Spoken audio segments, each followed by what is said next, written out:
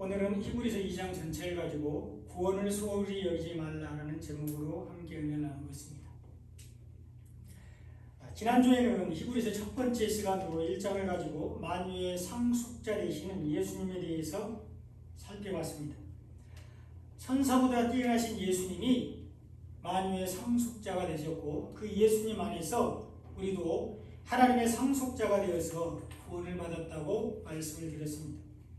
그러므로 우리는 하나님을 경배하고 예수님을 높이는 삶을 살아야 된다고 살펴봤습니다. 하나님과 예수님께 영광 돌리는 삶을 살아야 한다고 말씀드렸습니다. 오늘은 히브리서 두 번째 시간으로 히브리서 2장을 가지고 하나님께서 예수님을 통해서 이루신 구원을 소홀히 여기지 말라는 제목으로 함께 은혜를 나누고자 합니다. 하나님은 만유의 상속자 되시는 예수님을 통해서 구원을 이루시고 그 구원을 소홀히 여기지 말라고 말씀하셨습니다. 구원을 소홀히 여기면, 구원을 등한히 여기면 보응을 피할 수 없다고 말씀하셨는데 심판을 받게 됩니다. 오늘 말씀을 통해서 구원을 소홀히 여기는 것이 무엇이고 우리가 어떻게 구원을 소홀히 여기지 않을 수 있는지, 어떻게 하면 구원을 소중하게 여길 수 있는지를 살펴보면서 은혜를 나누고자 합니다. 하나님은 육신의 몸을 입으신 예수님을 통해서 구원을 이루셨습니다. 오늘 본문 14절로 15절에 보면 자녀들은 혈과 육에 속하였음에 그도 또한 예수님도 또한 같은 모양으로 혈과 육을 함께 지니심은 죽음을 통하여 죽음의 세력을 잡은 자 곧 마귀를 멸하시며 또 죽기를 무서워함으로 한평생 내어 종노릇하는 모든 자들을 놓아주려 하신다고 기록하고 있습니다. 예수님이 우리와 같은 모양으로 혈과 이 육체를 함께 지니셨다고 말씀하고 있습니다. 예수님이 육신의 몸을 입고 이 땅에 오셨다고 말씀하고 있습니다. 창조주이신 예수님이 피조물의 모양으로 오셨다고 말씀하고 있습니다. 그 이유는 구원의 대상인 우리가 혈과 육체를 가지고 있기 때문입니다. 그래서 우리를 살리기 위해서 예수님도 우리와 같은 사람이 되셨습니다. 말씀이신 예수님, 말씀으로 천지를 창조하신 창조주이신 예수님이 피조물인 우리를 구원하기 위해서 우리와 같은 피조물이 되신 겁니다. 그 이유는 죽음으로 죽음의 세력을 잡은 자를 멸망시키기 위해서입니다. 십자가로 이 세상의 공중 권세를 잡은 마귀를 멸하시기 위해서입니다. 십자가의 죽으심으로 죄로 인해서 사망 가운데 있는 우리를 구원하시기 위해서입니다. 복음으로 한평생 율법에 매여서 종노릇하는 우리들을 해방시키기 위해서 육신의 몸으로 오셨습니다. 인간이 범죄함으로 사람들은 하나님의 형상을 잃어버렸고요, 사망 가운데 있게 되었습니다. 그리고 모든 피조물도 고통 가운데 있게 되었습니다. 땅을 정복하고 다스리는 권세가 사단에게 넘어갔습니다. 마귀가 세상의 공중 권세를 잡게 되었습니다. 그래서 하나님 안에서 누렸던 안식은 사라지고 죽음을 두려워하게 되었습니다. 한평생 율법에 매여서 종노릇하는 상황에 처하게 되었습니다. 구원으로부터 멀어졌습니다. 예수님은 그런 우리를 구원하기 위해서 사람이 되셨습니다. 예수님은 혈과 육을 지닌 우리를 구원하기 위해서 사람이 되신 것입니다. 대속의 죽음으로 구원을 이루시기 위해서입니다. 하나님이신 예수님은 우리를 구원하시기 위해서 완전한 사람이 되셨습니다.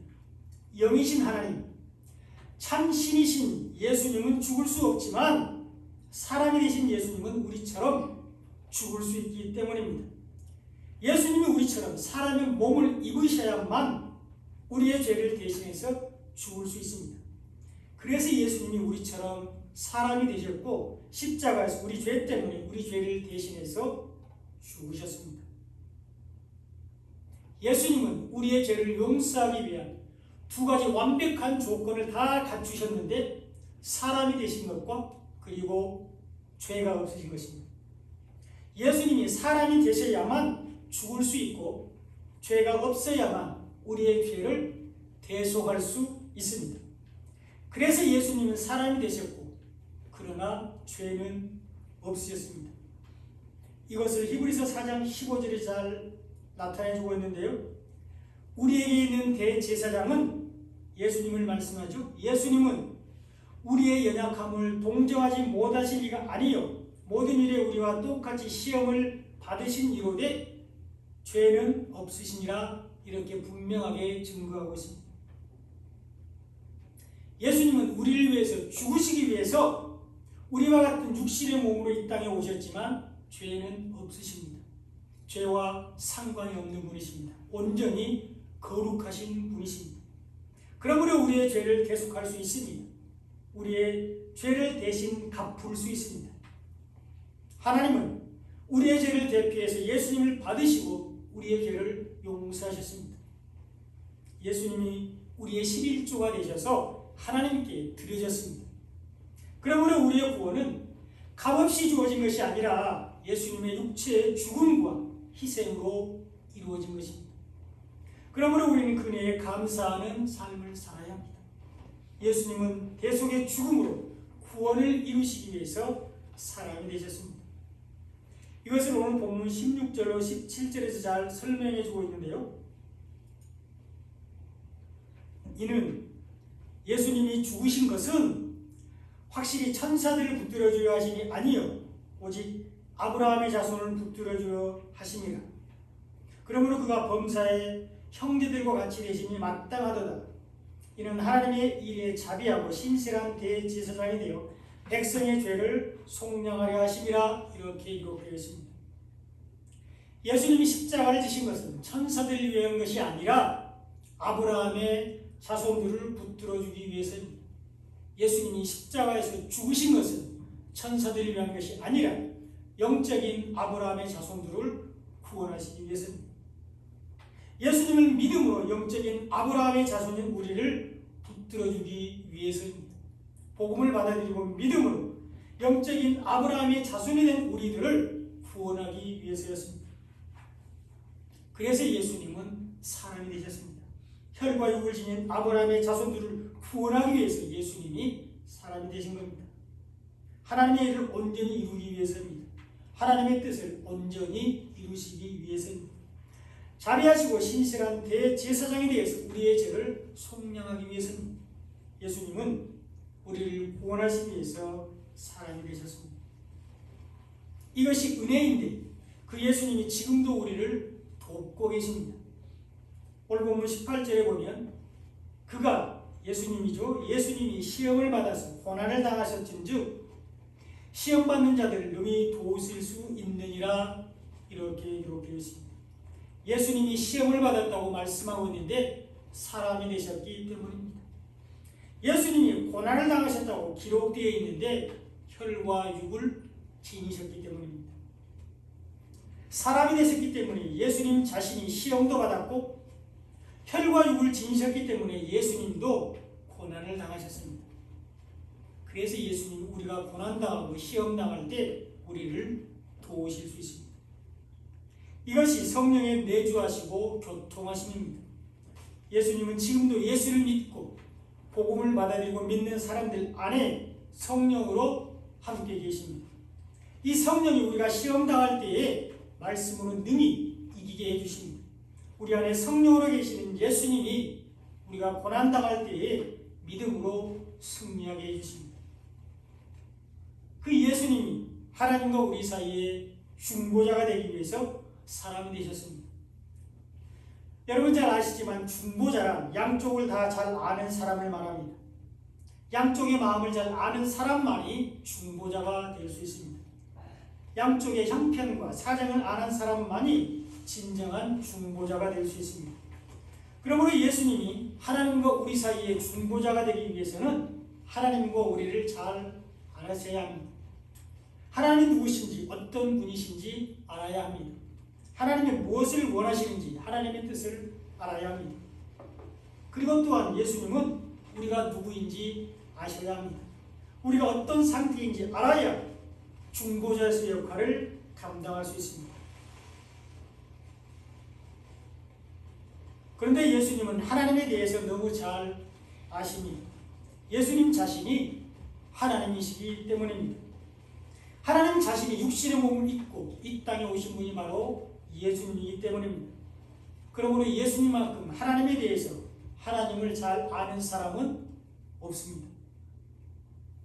그런가 하면 우리처럼 육신의 몸을 입고 오신 예수님은 우리가 누구인지, 우리가 어떤 상태에 있는지 잘 아십니다. 예수님은 우리가 죄인인 것을 아십니다. 우리 마음의 생각까지도 아시고요, 우리 입술의 모든 말들을 다 알고 계십니다. 예수님은 우리의 머리털 하나까지도 다 세고 계시고 우리의 앉고 일어서심도 다 알고 계십니다. 우리보다 우리를 더 잘 알고 계시죠. 그러므로 하나님과 우리 사이를 잘 알고 계시는 예수님이 하나님과 우리 사이의 중보자가 되시는데, 이것을 디모데전서 2장 5절에서 잘 말해주고 있습니다. 함께 한번 읽어보겠습니다. 시작. 하나님 한 분이시요 또 하나님과 사람 사이의 중보자도 한 분이시니 곧 사람이신 그리스도 예수니까. 아멘. 하나님은 한 분이신데 하나님만이 오직 유일하신 참 하나님이십니다. 그 하나님과 사람 사이의 중보자 한 분이신데 그리스도 예수이십니다. 사람이 되신 그리스도 예수이십니다. 예수님은 하나님과 우리 사이의 중보자이십니다. 예수님은 하나님이시며 동시에 사람이 되셨기에 우리의 연약함과 죄를 아시고 하나님께 우리를 대신해서 나아가실 수 있습니다.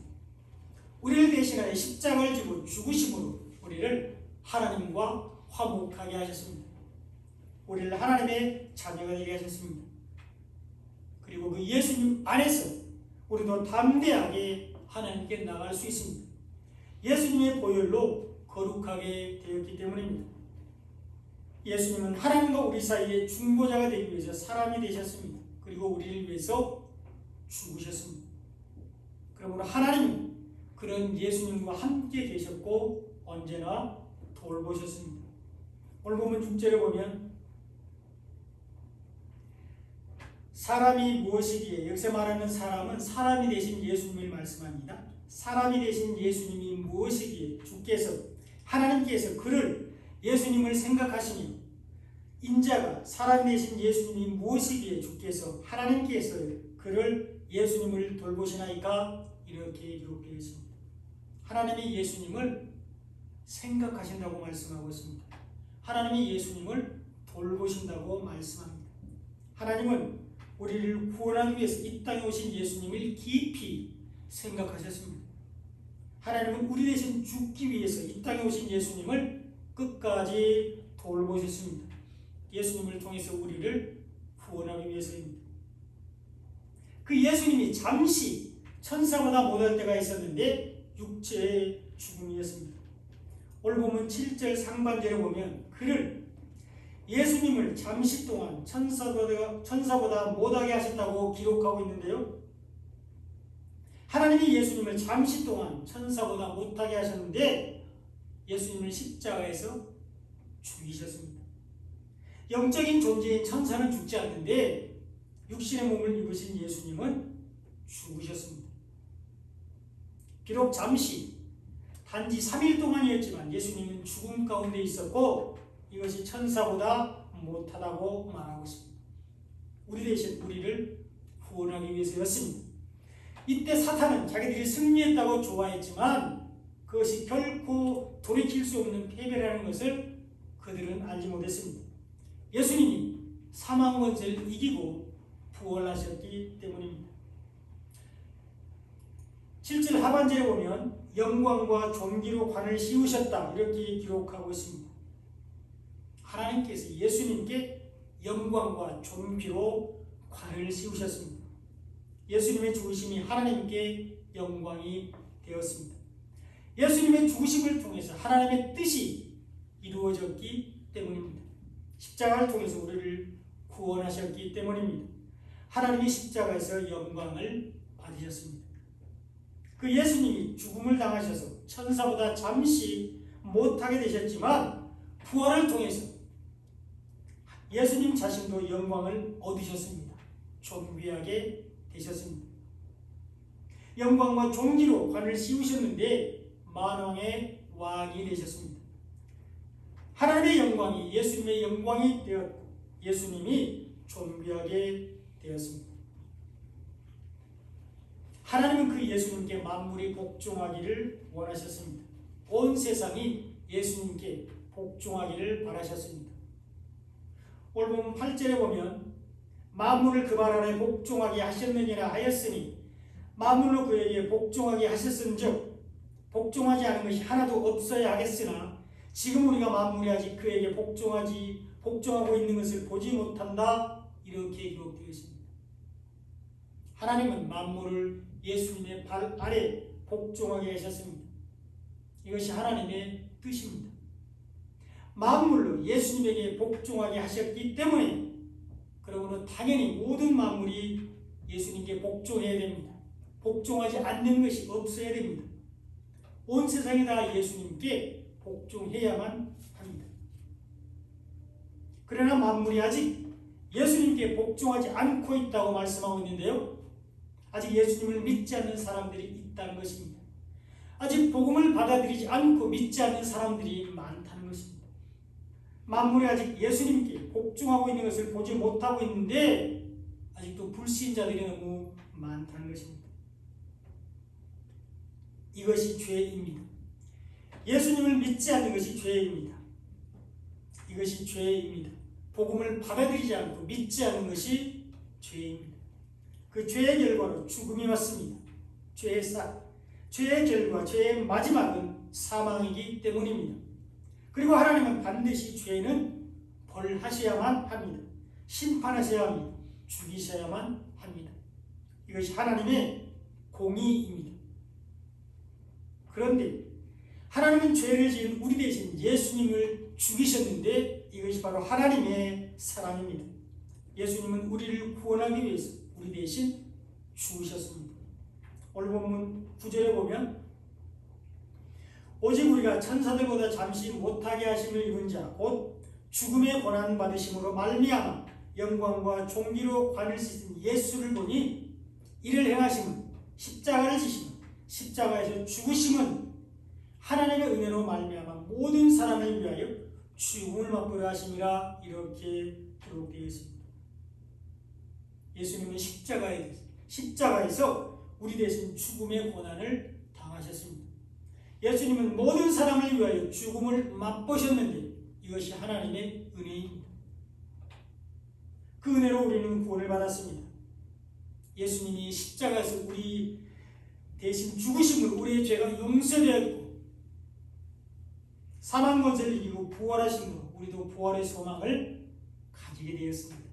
예수님의 죽으심과 부활을 통해서 우리가 구원을 받았습니다. 부활하신 예수님을 믿는 사람들, 복음을 받아들이고 믿는 모든 사람들을 하나님의 나라로 인도하십니다. 하나님은 예수님의 고난을 통해서 구원을 온전히 이루셨습니다. 예수님은 죽으심과 부활을 통해서 구원의 창시자가 되셨습니다. 오늘 보면 10절에 보면 그러므로 만물이 그를 위하고 또한 그로 말미암으니가 많은 아들들을 이끌어 영광에 들어가게 하신 일에 그들의 구원의 창시자를 고난을 통하여 온전하게 하시니 합당하도다 이렇게 기록하고 있습니다. 그러므로 라고 얘기하고 있는데 예수님이 우리를 붙들어 주시기 위해서 죽으셨기 때문에 그러므로 예수님이 우리를 구원하기 위해서 죽음의 고난을 당하셨기 때문에 만물이 예수님을 위해한다고 말씀하고 있습니다. 모든 피조물이 예수님께 영광을 돌려야 한다고 말씀하고 있습니다. 뿐만 아니라 예수님을 통해서 구원을 받은 사람들이 다른 많은 아들들을 이끌어서 영광에 들어가게 해야 된다고 말씀하고 있는데 아직 예수 믿지 않는 사람들, 아직 복음을 모르는 사람들에게 예수님을 전해서 예수님을 믿게 해야 된다고 말하고 있습니다. 복음을 전해서 그들이 복음을 받아들이고 믿음으로 구원을 받게 해야 된다고 말하는 것입니다. 이때 구원의 창시자 되시는 예수님이 우리 위해서 고난당하신 고난이 헛되지 않고 온전하게 됩니다. 이 사람들이 하나님이 예수님을 통해서 구원하기를 원하시는 사람들이기 때문입니다. 이 사람들이 예수님이 십자가에서 목이 마르도록 찾으시는 잃어버린 양들이기 때문입니다. 예수님은 이런 사람들을 이끌어서 하나님의 영광에 들어가게 하기 위해서 고난을 마다하지 않으셨고 기꺼이 십자가에서 죽으셨습니다. 하나님은 이 모든 사람들이 구원을 받으며 진리를 알기를 원하십니다. 그리고 그 일을 위해서 우리를 전도자로 부르셨습니다. 예수님으로 말미암아 예수님 때문에 먼저 구원을 받은 우리에게 복음 전파의 사명을 맡기셨습니다. 우리에게 구원의 창시자를 세상 중에 사람들에게 알리게 하셨습니다. 예수님이 많은 고난을 통해서 십자가의 죽음을 통해서 구원을 이루셨기 때문입니다. 그러므로 우리는 구원을 소홀히 여기면 안 됩니다. 우리를 구원하기 위해서 예수님이 십자가를 지셨기 때문입니다. 우리를 사망에서 생명으로 인도하시기 위해서 예수님이 죽으셨기 때문입니다. 그리고 부활하심으로 구원을 완성하셨기 때문입니다. 그러므로 우리는 구원을 소홀히 여기지 말아야 되는데 오늘 본문 3절에 보면 우리가 이같이 큰 구원을 등한히 여기면 어찌 그 보응을 피하리요. 이 구원은 처음에 주로 말씀하신 바요 들은 자들이 우리에게 확증한 바라고 경고하고 있습니다. 구원을 큰 구원이라고 기록하고 있는데 구원은 오직 하나님만이 계획하신 기이한 일이기 때문입니다. 구원은 오직 하나님이신 예수님만이 감당하실 수 있는 크고 놀라운 일이기 때문입니다. 오직 하나님이자 완전한 사람이 되신 예수님만이 유일하게 이룰 수 있는 일이기 때문입니다. 구원은 삼위일체 하나님께서 엄청난 대가를 지불하고 우리에게 주신 것입니다. 그러므로 그 큰 구원을 등한히 여기면 보응을 받게 됩니다. 누구라도 그 큰 구원을 소홀히 여기면 심판을 받게 됩니다. 예수님은 이 큰 구원을 등한히 여기면 보응을 피할 수 없다고 말씀하셨고 사도들과 제자들에게 이것을 분명하게 증거하게 하셨습니다. 누구든지 이 큰 구원을 소홀히 여기면 심판을 받게 된다고 전하게 하셨습니다. 뿐만 아니라 하나님과 성령도 이것을 증언하셨습니다. 4절에 보면 하나님도 표적들과 기사들과 여러가지 능력과 및 자기의 뜻을 따라 성령이 나누어 주신 것으로서 그들과 함께 증언하셨느니라 이렇게 기록되어 있습니다. 하나님은 표적들과 기사들과 여러가지 능력으로 큰 구원을 증거하셨습니다. 구원을 등한히 여기는 사람들은 보응을 피할 수 없다고 증언하셨습니다. 하나님은 자기의 뜻을 따라 성령이 나누어 주신 것으로서 큰 구원을 증언하셨습니다. 구약성경 전체를 가지고 예수님이 이루실 큰 구원을 증거하셨습니다. 구원을 소홀히 여기면 심판을 받는다고 증언하셨습니다. 선지자들을 통해서 오실 예수님이 이루실 큰 구원을 증거하셨습니다. 하나님이 계획하신 구원을 예수님이 이루실 것이라고 성령이 증언했습니다. 그러므로 예수님이 이루신 구원을 등한히 여기면 보응을 피할 수 없습니다. 삼위일체 하나님이 성취하신 구원을 소홀히 여기면 심판을 피할 수 없습니다. 그러므로 우리는 구원을 등한히 여기지 말아야 되는데 우리가 말씀 안에 있는 것이 구원을 등한히 여기지 않는 것입니다. 오늘 본문 1절을 다시 한번 다 같이 읽어보겠습니다. 시작. 그러므로 우리는 들은 것에 더욱 유념함으로 우리가 흘러 떠내려가지 않도록 함이 마땅하니라. 아멘. 들은 것에 유념하는 것이 구원을 등한히 여기지 않는 것인데요. 하나님이 표적들과 기사들과 여러 가지 능력으로 하신 예언의 말씀이 우리가 들은 것입니다. 하나님께서 자기의 뜻을 따라 성령으로 선지자들에게 주신 약속의 말씀이 우리가 들은 것입니다. 구약 성경에 있는 예언, 예수님을 통해서 우리를 구원하실 것이라는 말씀이 우리가 들은 것입니다. 그리고 우리가 언제나 말씀 안에 있는 것이 구원을 등한히 여기지 않는 것이 됩니다. 구약의 예언에 의해서 약속을 따라 이 땅에 오신 예수님은 우리에게 복음을 전하셨습니다. 예수님이 우리에게 전하신 것은 복음이었습니다. 이것이 우리가 들은 것입니다. 그러므로 우리가 복음에 유념하는 것이 구원을 등한히 여기지 않는 것입니다. 복음을 사랑하여 부지런히 듣고 날마다 읽고 묵상하는 것이 구원을 등한히 여기지 않는 것입니다. 복음을 입에서 떠나지 않게 하는 것이 구원을 소홀히 하지 않는 것입니다. 복음을 잃어버리지 않고 간직하고 사는 것이 구원을 등한히 여기지 않는 것입니다. 이런 사람들은 흘러 떠내려가지 않는 사람들인데, 여기서 말하는 흘러 떠내려간다는 것은 하나님의 말씀이 아닌 세상의 말을 따라서 사는 것을 말합니다. 복음이 아닌 거짓 복음, 사단의 말, 사람의 말과 계명을 따라서 사는 것을 말하고 있습니다. 하늘의 가치관이 아닌 땅의 가치관을 가지고 사는 것으로서 이런 사람들은 믿음에 굳게 서지 못하고 세상의 풍조를 따라서 살게 됩니다. 그러므로 구원을 잃어버리게 됩니다. 우리는 들은 것에 유념하지 않으면 흘러 떠내려갈 수밖에 없습니다. 우리가 말씀에 유념하지 않으면 흘러 떠내려갈 수밖에 없다는 것이죠. 우리가 말씀을 사랑하여 늘 가까이 하지 않으면 보응을 받게 됩니다. 복음 안에서 예수님과 동행하지 않으면 심판을 받게 됩니다. 그러므로 우리는 말씀을 사랑하여 말씀 안에서 날마다 구원의 은혜가 넘치는 삶을 살아야 합니다. 날마다 복음 안에서 주님과 동행함으로 구원의 기쁨과 감사가 넘치는 삶을 살아야 합니다. 우리가 말씀 안에 있는 것이 구원을 등한히 여기지 않는 것입니다. 또한 죄를 범하지 않고 말씀에 순종하는 것이 구원을 소홀히 여기지 않는 것입니다. 오늘 본문 2절을 다시 한번 다 같이 읽어보겠습니다. 시작. 천사들을 통하여 하신 말씀이 견고하게 되어 모든 범죄함과 순종하지 아니하니 공정한 보응을 받았거든. 아멘. 범죄하는 것이, 다시 말하면 죄를 짓는 것이 구원을 소홀히 여기는 것이라고 말씀하고 있습니다.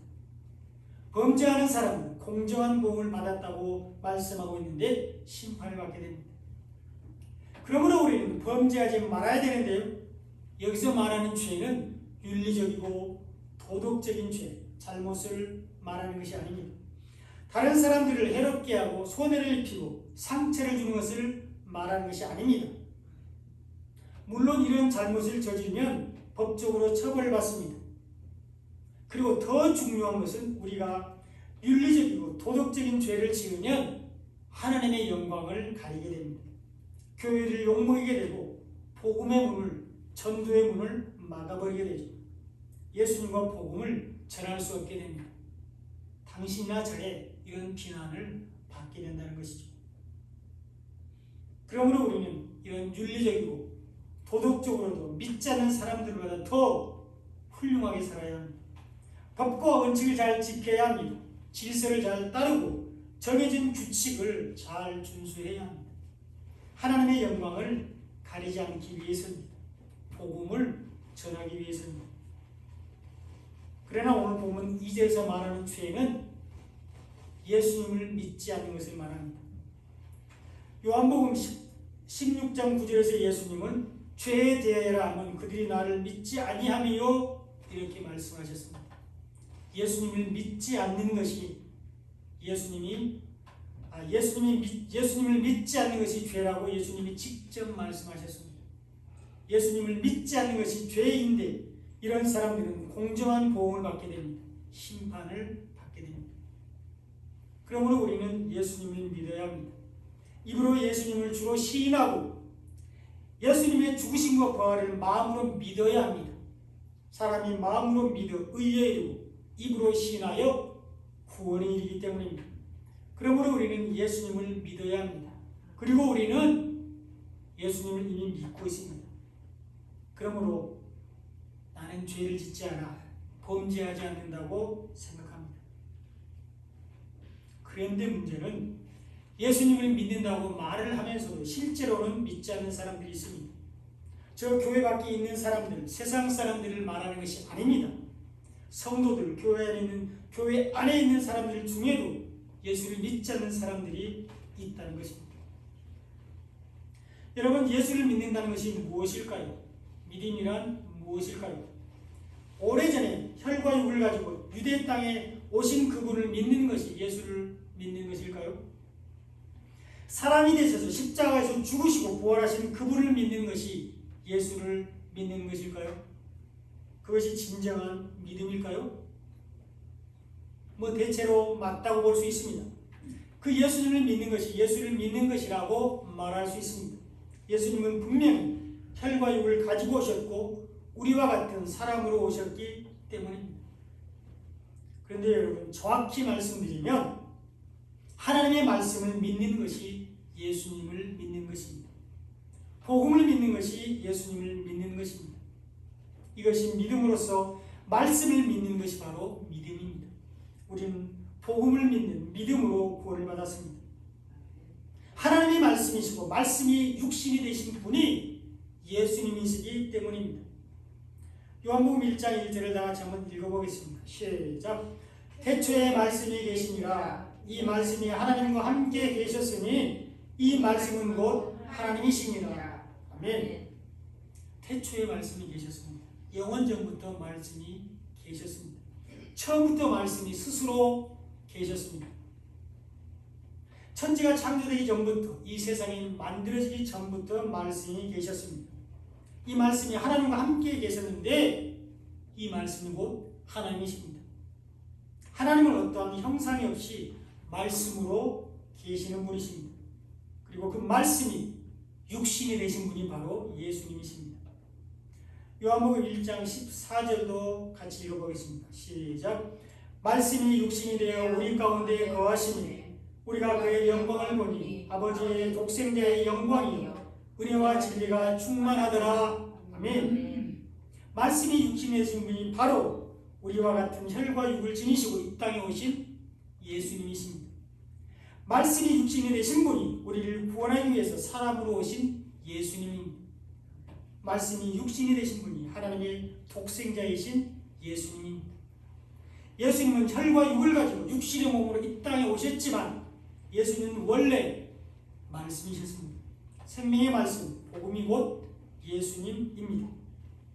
그러므로 말씀을 믿는 것이 우리가 예수님을 믿는 것입니다. 우리가 생명의 말씀, 복음을 받아들이고 믿는 것이 예수님을 믿는 것입니다. 그리고 우리가 예수를 믿는 것이 바로 죄를 짓지 않는 것이 됩니다. 이렇게 예수를 믿음으로 범죄하지 않는 것이 공정한 보응인 심판을 면하는 길이며 이것이 구원을 소홀히 여기지 않는 것입니다. 말씀을 믿는 것, 복음을 사랑하는 것이 구원을 소홀히 여기지 않는 것입니다. 사랑하는 여러분, 히브리서 기자는 우리에게 구원을 소홀히 여기지 말라고 분명하게 권고했습니다. 큰 구원을 소홀히 여기면 공정한 보응을 받는다고 경고하고 있습니다. 그러므로 우리는 구원을 소홀히 여기지 말아야 되는데 우리가 들은 것에 유념하는 것이 구원을 소홀히 여기지 않는 것입니다. 복음을 사랑하여 날마다 듣고 읽고 묵상하는 것이 구원을 소홀히 여기지 않는 것입니다. 또한 하나님 앞에서 범죄하지 않는 것이 구원을 소홀히 여기지 않는 것인데 예수님을 믿지 않는 것이 죄입니다. 그러므로 우리는 예수님을 믿어야 하는데 말씀을 믿는 것이 바로 예수님을 믿는 것입니다. 복음을 받아들이고 믿는 것이 예수님을 믿는 것입니다. 말씀이 곧 예수님이기 때문입니다. 그러므로 우리가 구원을 소홀히 여기지 않는 것은 결국 한 가지입니다. 말씀을 사랑하여 늘 가까이 하고 그 말씀 안에서 주님과 동행하며 사는 것입니다. 복음을 사랑하여 날마다 듣고 읽고 묵상하며 구원의 은혜에 감사하며 사는 것입니다. 그 복음의 능력 안에서 사는 것이 구원을 소홀히 여기지 않는 것입니다. 이런 은혜와 축복이 넘쳐나시기를 예수님의 이름으로 축원드립니다. 아멘.